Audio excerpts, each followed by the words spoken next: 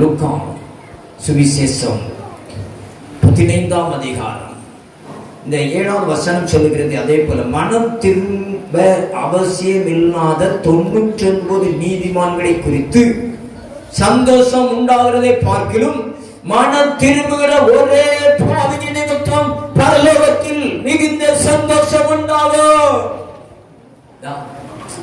நீங்க மனம் திரும்ப தேவையில்லாத ஒரு நீதிமான குறித்து தேவன் பரலோகத்தில் சந்தோஷப்படவில்லை. ஒரு பாவி மனம் திரும்பி கர்த்தரண்டை வரும்போது அவர்களை குறித்து என்ன செய்வது? பரலோகம் சந்தோஷம் அடைகிறது. உண்மையிலே இன்றைக்கு நான் ஒரு பலகீனனா பாவியாக இருப்பேன் என்றால் நான் மனம் மாறுவது என்னை குறித்து தேவன் சந்தோஷப்படுகிறார். ஒரு மனுஷன் திரும்பி வரும்போது கர்த்தரண்டை திரும்பி வரும்போது முழு மனதோடு கர்த்தரை தேடும்போது அவனை குறித்து பரலோகம் சந்தோஷம் அடைகிறது. அதுதான் அந்த விளக்கம் கொடுக்கிறார். அங்க வேதத்தை பார்க்கிறோம் 10 அங்க அதுபோல மனம் திரும்புகிற ஒரே பாவியின் நிமித்தம் தேவனுடைய தேவ தூதருக்கு முன்பாக சந்தோஷம் உண்டாகிறது. ஏன்னா அங்க தொடர்ந்து அங்கு ஒரு ஊமை சொல்லுகிறார். பின்னும் அவர் சொன்னது, ஒரு மனுஷனுக்கு 2 குமாரன் இருந்தார்கள். அவர்களில் இளையவன் தகப்பனை நோக்கி, தகப்பனே ஆஸ்தியில் எனக்கு வரும் பங்கை எனக்கு தர வேண்டும் என்றார். அந்தபடி அவன் அவர்களுக்கு தன் ஆசையை பங்கிட்டு கொடுத்தார். சில நாளைக்கு பின்பு இளைய மகன் எல்லாவற்றையும் சேர்த்துக் கொண்டு தூர தேசத்துக்கு புறப்பட்டு போய் அங்கே துன்மார்க்கமாய் ஜீவனம் பண்ணி நல்லா பாருங்க. அப்பாட்ட என்ன செய்யறான்? சொத்தை பிரிச்சு கேட்கிறான். இந்த கதை நிறைய பேருக்கு தெரிந்திருக்கும். இங்க நடக்கக்கூடிய அனுபவம் எல்லாருக்கும் தெரியும். ஒரு அப்பாவுக்கு 2 மகன்கள். அதுல இளைய மகன் என்ன செய்கிறார்? அப்பா ஜீவனோடு இருக்கும்போதே சொத்தை பிரிச்சு கேட்கிறான். அன்னைக்கு நடக்குது நிறைய இடங்கள். எனக்கு உள்ளது பிரிச்சு கூட அப்படி சொல்றவங்களும் துன்மார்க்கம் தான். அப்பா ஜீவனோடு இருக்கும்போது அப்பா மனம் இல்லாம அப்பாவுக்கு இஷ்டம் இல்லாம எனக்கு பங்கு இருக்கிறதெல்லாம் கொடு அப்படின்னு சொல்லி அடித்து பிடித்து வாங்குகிற அநேக துன்மார்க்கமான பிள்ளைகள் உண்டு. நான் இந்த பிரசங்கத்துக்கு ஆயத்தப்பட்ட பொழுது தேவன் காண்பித்து கொடுத்தது ஏசாயா 65:23. அவர்கள் விருதாவாக உழைப்பதில்லை, அவர்கள் துன்பம் உண்டாக பிள்ளைகளை பெறுவதில்லை. நல்ல கவனிங்க. அவர்கள் விருதாவாக உழைப்பதில்லை, அவர்கள் துன்பம் உண்டாக பிள்ளைகளை பெறுவதில்லை. பிரியமானவர்களே, மிக மிக முக்கியமான வசனம். இந்த காலகட்டத்திலே வாலிய பிள்ளைகள் துன்மார்க்கத்தினால் மரிக்கிறார்கள். வாலிய பிள்ளைகள் கூட்டம் கூட்டமாக ரவுடிசம் பண்ணுகிறார்கள். வாலிய பிள்ளைகள் போத பழக்கத்தினாலே அடிமைப்பட்டு கிடக்கிறார்கள்.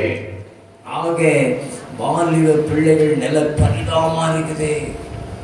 கர்த்தர் சொன்ன அந்த வாலிப பிள்ளைகள் கூட்டம் கூட்டமாய் மரிக்கிற காலம் என்று கடந்த ஆண்டுகளிலே சொன்னார். வாலிப பிள்ளைகள் இன்றைக்கு சோர்ந்து போய் கிடக்கிறார், பலவீனமாய் கிடக்கிறார்கள். அப்படி ஒரு காலம் இது. அப்போ துன்மார்க்கம் அந்த பிள்ளைகள் வழியாக பெற்றோருக்கு வருகிறது. பிள்ளைகள் வழியாக பெற்றோர்களுக்கு உபத்திரம் வருகிறது. கர்த்தர் சொல்லுகிறார், தன்னை தேடுகிற ஜனங்கள் இல்லங்களிலே அவர்கள் துன்மார்க்கத்திற்கான பிள்ளைகளை பெறுவதில்லை. நல்ல கையை தட்டுங்க.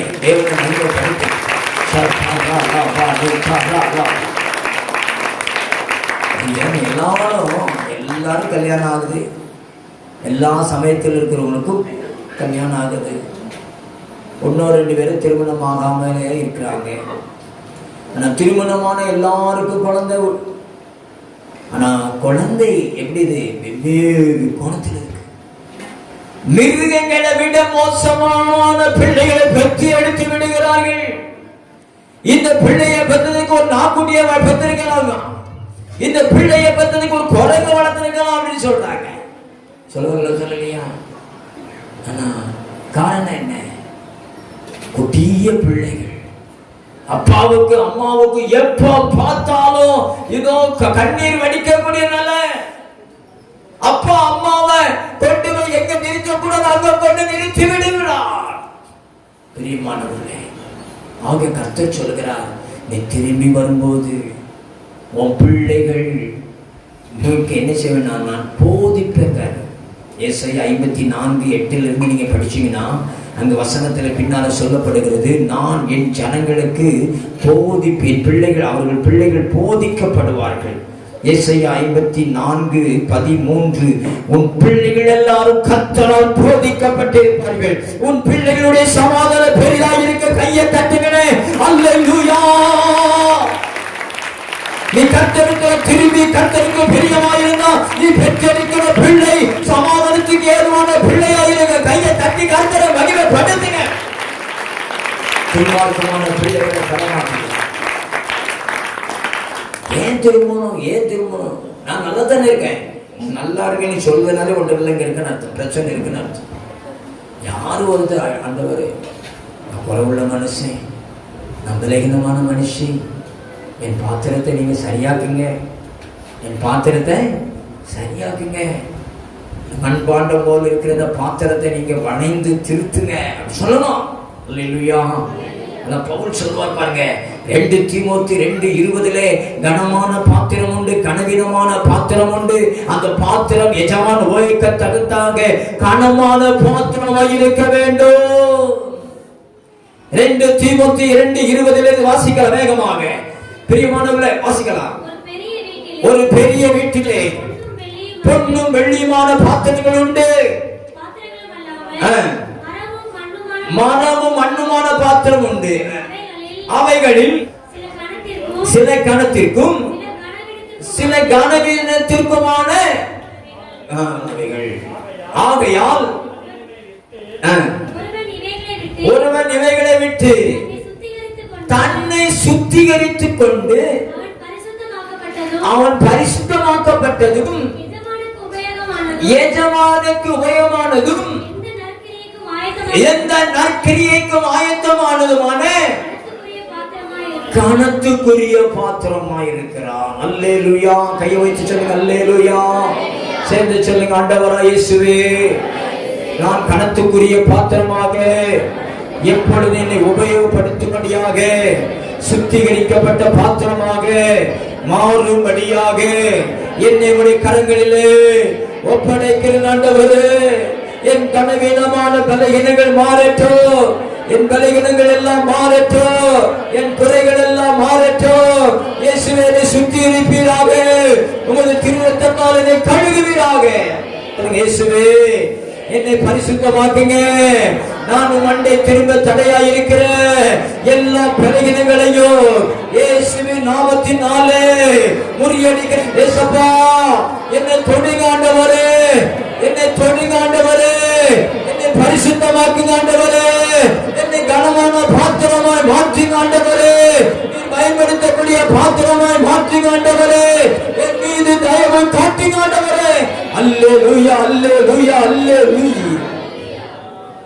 ஒரு கனமான பாத்திரமாய் மாற என்னை நான் என்ன செய்யணும்? ஆயத்தப்படுத்தணும். என்னை ஆயத்தப்படுத்தணும்.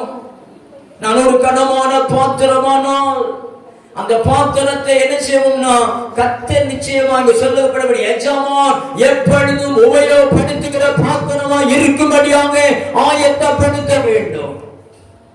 அப்படி என்னன்னா கர்த்தர் உபயோகப்படுத்தக்கூடிய நிலையில நீ கர்த்தரிடத்தில் திரும்பி வந்ததற்கான அடையாளம் உன்னிடத்துல வெளிப்படணும்.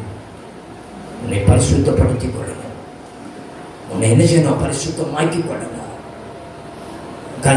நமக்குள்ள வரக்கூடிய அந்தகார இருள்கள், பொல்லாத ஆவியின் கிரிகள், அது வருகிறதை என்ன கண்டு அதை என்ன செய்ய துரத்த வேண்டும்.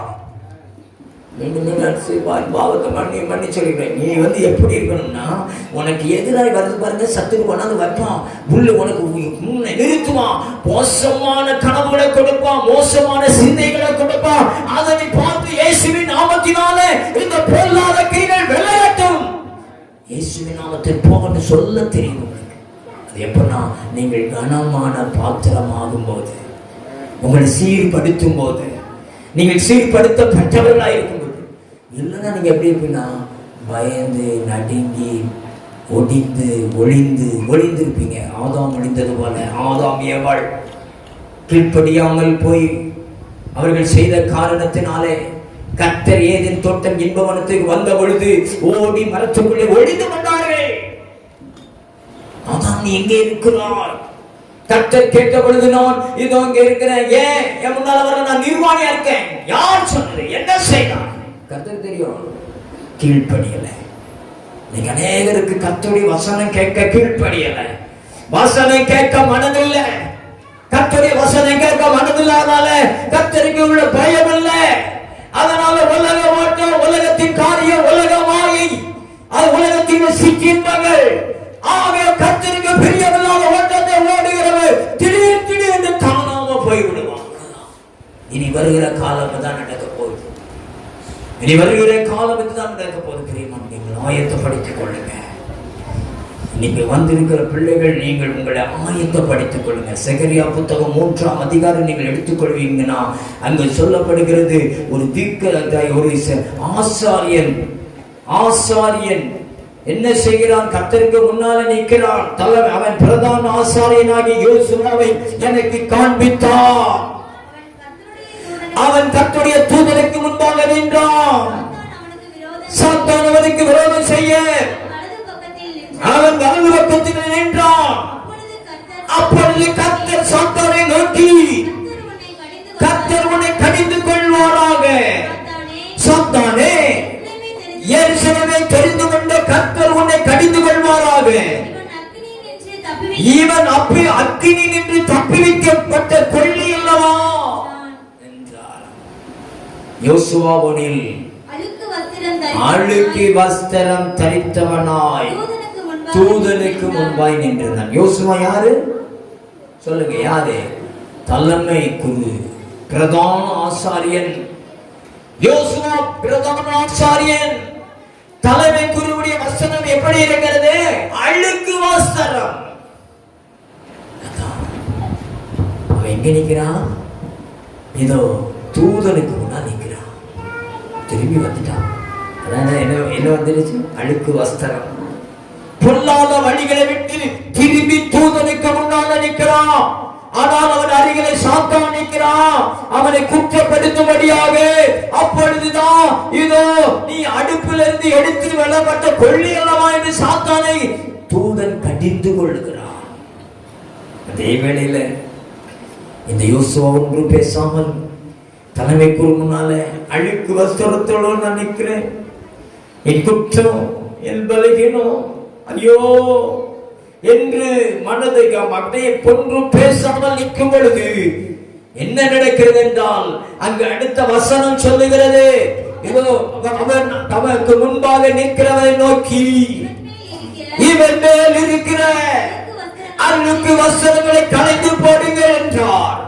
பின்பு அவனை நோக்கி, பார், நான் உன் அக்கிரமத்தை உன்னிலிருந்து நீங்க செய்து உனக்கு சிறந்த வஸ்திரங்களை தருவிப்பேன்.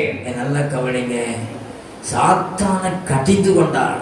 இது எவ்வளவுதான் தப்பு செய்திருந்தாலும், எவ்வளவு பெரிய பாவத்தை ஆசாரியன் செய்தாலும், இல்ல ஒரு மனுஷன் எவ்வளவு பெரிய பாவத்தை செய்தாலும், எசையா தீர்க்கதரிசி புத்தகம் 1:18 சொல்லுகிறது, வழக்காடுவோம் வாருங்கள் என்னை கர்த்தர் சொல்லுகிறார், உங்கள் பாவங்கள் சிலேர் இருந்தாலும் உறைந்த மலையை போல் வெண்மையாக, உன் பாவம் கடில் சிவப்பாய் இருந்தாலும், பொல்லாத பாவங்களை செய்து நீ கொடிய நிலையில் இருந்தாலும், நீ மனம் மாறினார் உன்னை வெண்மை, எப்படி வெண்மை?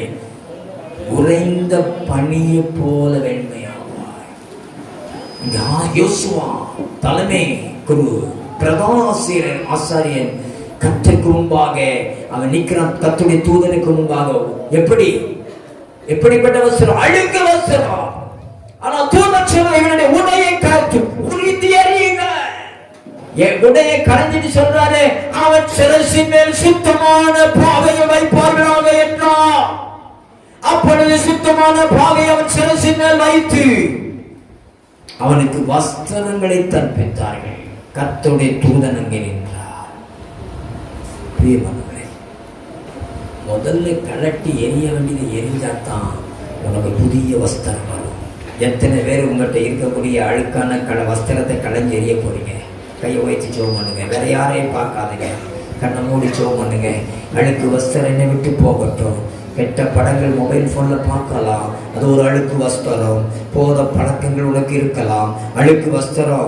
ஒப்புக்கொடு மகனே, மகனே, ஏசப்பா இதோ என்ன ஒப்பு கொடுக்கிற ஆண்டவரே, என்னிடத்தில் இருக்கிற அழுக்கு வஸ்திரம் பிடிங்கி எரியப்படட்டு சொல்லு. என்னிடத்தில் இருக்கிற அழுக்கு வஸ்திரம் பிடிங்கி எரியப்படட்டு ஆண்டவரே. ஏசப்பா அந்த கெட்ட பேச்சு என்னிடத்துல இருந்து எடுக்கப்படட்டு ஆண்டவரே.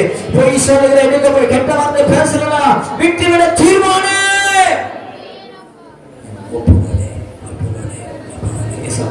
கண்டுத்தரங்க. நான் சொல்லியிருக்கிறேன், புதுசாக வந்தவங்களுக்கு உங்களுக்கு சொல்றேன். ஒரு சமயத்தில் ஒருத்தருக்கு ஜபம் பண்ண போயிருந்தேன். வாயில கேன்சர்.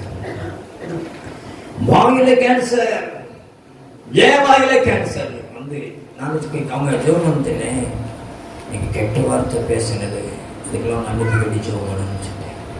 அவங்க மகா சொல்லிச்சு, கண்மூடித்தனமா கெட்ட வார்த்தை பேசு, மகன்னு பார்க்காம பேசுறது. வாயிலே கேன்சர் வந்தது. இந்த இடத்திலும் அப்படியான நபர்கள் நீங்க இருப்பீங்கன்னா கெட்ட வார்த்தை இன்னைக்கு பேசுறதை விட்டு விடுங்க. ஏன்னா அந்நிய மத்தியில் நீ இங்க வந்ததுக்கு அடையாளமா என்ன செய்யணும்? இனி உன் வாயிலிருந்து கெட்ட வார்த்தை வரக்கூடாது. ஒப்புக்கொடு. ஏசப்பா என் வாயை பரிசுத்தமாக்குங்க. ஏன்னா ஒரு வசனம் சொன்னார்ல, சீர்படுத்து, உன்னை சீர்படுத்து, உன் வாயாய் நான் இருப்பேன்னு சொல்லியிருக்காரு. நீ கெட்ட வார்த்தையை விட்டு விடுவது வாயில அபிஷேகம் வைப்பார் கர்த்தர். உன் வாயிலிருந்து புறப்பட்டுகிற வார்த்தை அநேகரை ஆற்றி தேற்றும். உன் வாயிலிருந்து புறப்பட்டுகிற வார்த்தை அநேகரை குணமாக்கும். ஏசப்பா என்னை பெல்லப்பட்டதுங்க. என் வாயிலே வரக்கூடிய அருவருப்பான வார்த்தைகள் வெல்லகட்டும். என் வாயில வரக்கூடிய வார்த்தைகளை ஆண்டவரே கெட்ட வார்த்தை எல்லாம் எடுத்துப்படுங்க. அழுக்கான வஸ்திரம் பிடிங்கி எரியப்படும். நீ கேட்ட பிரசங்கத்தை கேட்டு உங்க ஜீவனை நீங்கள் காத்து கொண்டால் நீங்கள் பாக்கியவான்கள். கையை தட்டுங்க. அல்லேலூயா. விட வேண்டியதை விட்டுவிடு.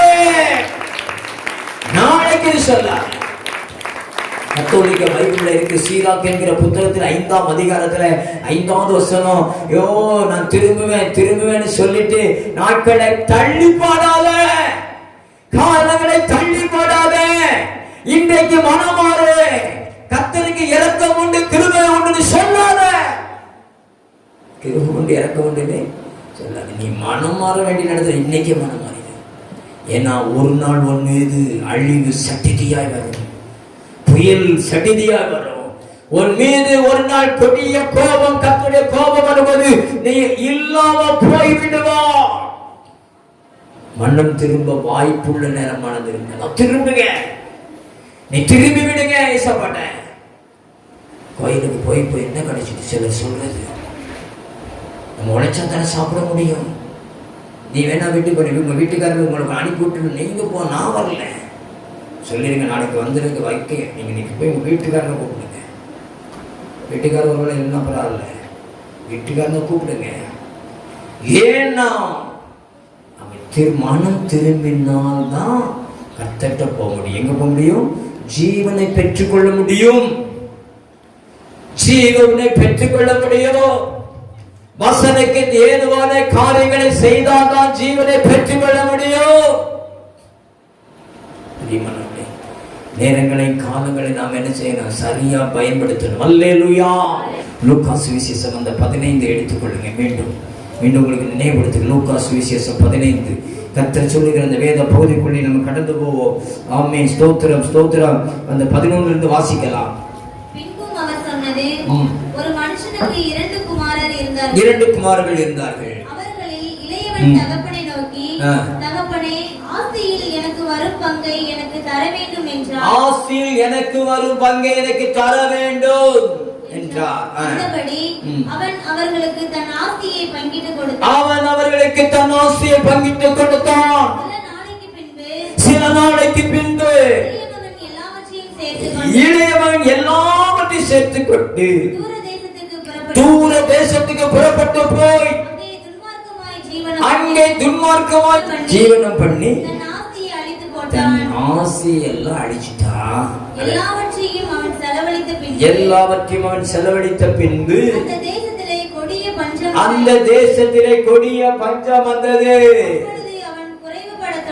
அப்பொழுது அவன் குறைபட தொடங்கி அந்த தேசத்தின் குடிகள் ஒருவரை தேசத்தில் உள்ள ஒருத்தன் போய் என்ன செய்ய ஒட்டி கொண்டான். அந்த குடியானவன் அவனை தன் வயல்களில் பன்றிகளை மேய்க்கும்படி அனுப்பினான். பாருங்க, தூரத்து தேசத்துக்கு போய் உழைச்சவனுக்கு கடைசியில கிடைக்கிற நிலை என்னது? கெட்டு போன பின்னால எங்க போய் விடுதான்? பந்தி கூட்டத்துல போய் போறான். வேலை வேலைங்கிற பஞ்சம். இனி உலகத்திலே பஞ்சம் வரப்போவதில்லை, வந்து விட்டது. எனக்கு தெரியும் 2007ஆம் ஆண்டிலிருந்து உலகத்துல பஞ்சம் வர ஆரம்பிச்சு. எனக்கு தெரிந்த அளவு பல நாடுகள், ஒவ்வொரு நாடுகளிலும் பஞ்சம், சாப்பாடு பஞ்சம், தண்ணி பஞ்சம், இந்த உணவு பஞ்சம், நிறைய பிள்ளைகள் இந்த யுத்தம் வந்ததுனால சில நாடுகள்ல பஞ்சம். இன்றைக்கு அதனால தடுமாற்ற வேலை இல்ல, அநேக ஃபேக்டரிகள் அடைக்கப்பட்டாச்சு. இன்றைக்கு இந்த கொரோனா வந்ததுனால பல கட்டப்பட்ட நிறுவனங்கள் அடைக்கப்பட்டாச்சு, வேலை இல்லாத திண்டாட்டம். ஆனாலும் இந்த பஞ்சத்தின் மத்தியில் என்னை தேடுகிற ஜனங்களுக்கு சாரோன் ஆட்டு தொழுவமாகவும் ஆக்கோர் பள்ளத்தாக்கு மாட்டு கிடையாவும் இருக்கும். கர்த்தர் சொல்லுகிறார், உலகத்தில் பஞ்சம் வரும். ஆனா என் வசனத்தை கேட்டு என் பிள்ளைகள் மனம் திரும்பி எனக்கு என்பதை செய்யும்போது நான் அவர்களை போஷிப்பதற்கு தொழில் முடக்கம், பொருளாதார முடக்கம், அநேக குடும்பங்களிலே, தொழில்களிலே, தொழில் ஸ்தாபனத்திலே கர்த்தரிடத்தில் திரும்புகிற பிள்ளைகளுடைய தொழில் ஸ்தாபனங்களை பலப்படுத்த போகிறார். விசுவாசப்பட நம்ம கரங்களை காட்டுங்க. புதிய தொழில்களை கொடுப்பார், உங்கள் நிறுவனங்களை பலப்படுத்துவார். கையை தட்டி கர்த்தருக்கு நன்றி சொல்ல. என்ன செய்யணும்னா திரும்பி வர வேண்டும். திரும்பணும். தேசப்பட்ட உதாரி மைந்தன் கிட்டகுமாரன் பாருங்க, அதை படிங்க, தொடர்ந்து படிங்க, மீண்டும் படிங்க. அதை அங்கே கீழே படிக்கலாம் வேகமாக. பாருங்க, அவன் எங்க போய் கடந்தான்? பன்றி குட்டத்தில் கிடக்கிறான். வசனம் 16. அப்பொழுது பன்றிகள் தின்கிற தவிட்டினாலே தன் வயிற்றை நிரப்ப ஆசையா இருந்தான். ஒருவனும் அவனுக்கு ஒன்றும் அதை கொடுக்கவில்லை, அதை அவனுக்கு கொடுக்கவில்லை. பன்றிக்கு போட்டது கூட அவனுக்கு என்னதுல கொடுக்கல. அப்பொழுதுதான் அவனுக்கு புத்தி வருது. அப்பதான் என்ன வருது? புத்தி வருது. நான் எழுந்து என் தகப்பனிடத்திற்கு போய், தகப்பனே, பணத்துக்கு விரோதமாயும் உமக்கு விரோதமும் முன்பாகவும் பாவம் செய்தேன். பிரியமான சகோதரா, சகோதரியே, நான் எழுந்து என் தகப்பட்ட போவேன். என் தகப்பட்டு சொல்ல, என் அப்பாவுக்கு விரோதமாகவோ பரலோகத்துக்கு விரோதமான பாவம் செய்தேன் அப்படி சொல்லி அப்பாட்ட வீட்டுல போய், அப்பா வீட்டுல நிறைய வேலைக்காரங்க இருக்காங்க, அந்த வேலைக்காரர்கள் ஒருவனா என்னை சேர்த்துக்கணுங்க அப்படின்னு நான் அப்பா வீட்டுல போய் வேலை கேட்பேன். இந்த பஞ்சத்துல கடக்க மாட்டேன்னு புத்தி தெளிந்தவனாக அப்பா வீட்டை நோக்கி புறப்பட்டான். அப்பா வீட்டை நோக்கி புறப்பட்டான். ஆனா அப்பா போன எப்படிப்பட்டது? எப்ப என் மகன் வருவான், எப்ப என் மகன் மனம் திரும்பி வருவான், என்றைக்கு வருவான் என்று எதிர்பார்த்து கொண்டே அப்பா இருந்தார். அப்பா எதிர்பார்த்து கொண்டே இருந்தார்.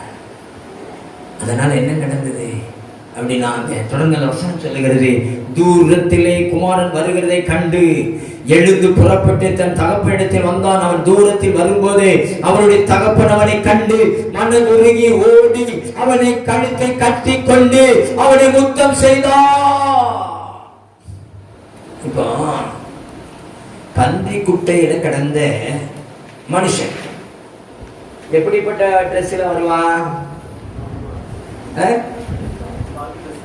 எப்படி இருக்கும்? உடை அழுக்கா இருக்கும், துர்நாற்றம் எடுத்திருக்கும்.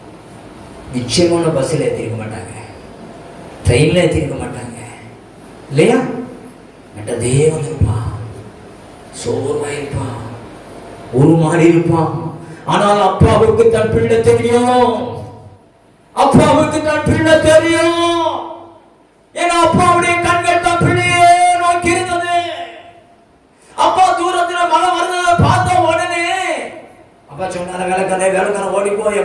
சட்டையை கழித்து விடு, வேற சட்டையை போட்டு விடு, நான் கட்டி பிடிக்கணும் அப்படின்னு சொன்னாரா? இல்ல, அவன் அடிபோடு வந்த பொழுதும் அவனை கட்டி பிடிச்சு அவனை முத்தம் செய்தான். அதுதான் அப்பா. நீ என்னிடத்துல திரும்புவது நான் உன்னிடத்துல திரும்புவேன். வழுக்க பார்க்க மாட்டேன், உன் பாவத்தை பார்க்க மாட்டேன், நீ என்னை வெறுத்து தள்ளிட நினைக்க மாட்டேன். நீ முழு மனசோட இன்றைக்கு என் வாசஸ்தலத்தில் நிக்கிறதுனால உன்னை கட்டி தழுவி முத்த விடுவேங்காரு. கையை தட்டி மகளே மகளே அல்லேலூயா.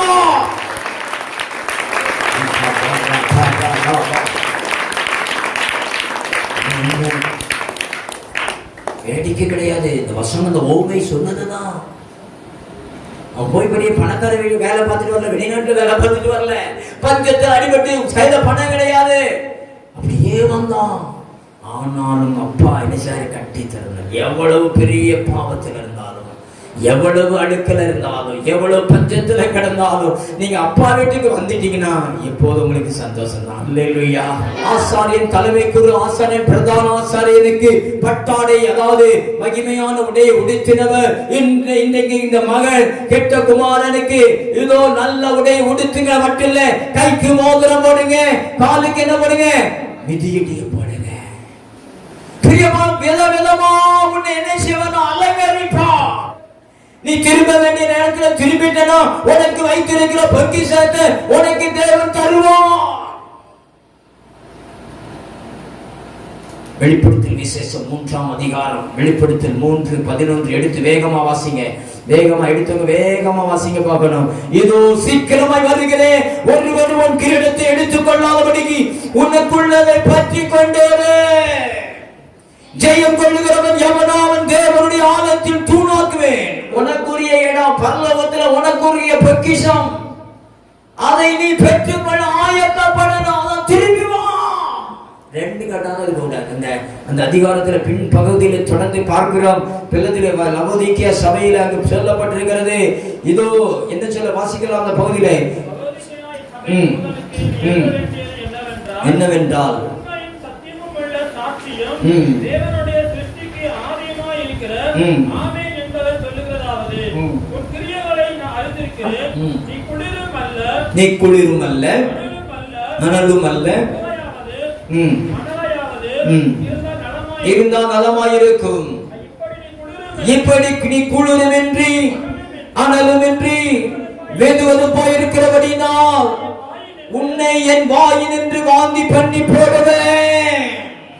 நாம் நேசிக்கிறவர்கள் எவர்களோ அவர்களை கடிந்து கொண்டு சிக்ஷிக்கிறேன். ஆகையால் நீ ஜாக்கிரதையாய் இருந்து மனம் திரும்பு. பிரியமான சகோதர சகோதரி, மனம் திரும்பு. நீ மனம் திரும்பு. அனலும் இல்லாம குளிரும் இல்லாம வெதுவெதுப்பா இருந்துட்டு நீ ஏதோ பேரு கிறிஸ்தவ, ஏதோ பேரு ஏசப்பாட எனக்கு தெரியும், கோயிலுக்கு வர, அப்படி நிறைய பேர் இருக்கிறாங்க. அப்படிப்பட்டவர்களை தேவன் வாந்தி பண்ணி போடுவார் என்கிறேன்.